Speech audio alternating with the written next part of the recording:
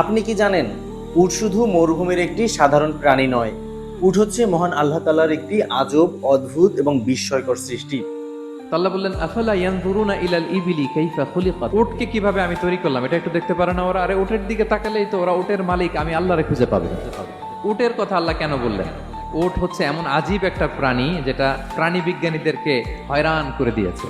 আল্লাহু আকবার, আপনি অবাক হবেন উটের যে ফিচার আল্লাহ তাআলা দিয়েছেন। প্রাপ্তবয়স্ক একটা উট একসাথে 200 লিটার পানি খেয়ে ফেলতে পারে, এবং উটের পেটের ভিতরে একটা স্পেশাল ওয়াটার চেম্বার আছে, ওই চেম্বারে রেখে দেয়, যখন লাগবে ওইখান থেকে নিয়ে নিয়ে বেঁচে থাকে। 1 মাস না খেয়ে বেঁচে থাকে কি করে? ওটের পিঠে দেখবেন একটা কুজ আছে, এই পুরো কুজটা হচ্ছে চর্বির আধার। ওটের যখন খাবার থাকে না মরুভূমিতে, মাসের পর মাস যখন চলে, ওই চর্বি থেকে এনার্জি নিয়ে সে মরুভূমিতে চলে, সে না খেয়েও বাঁচতে পারে।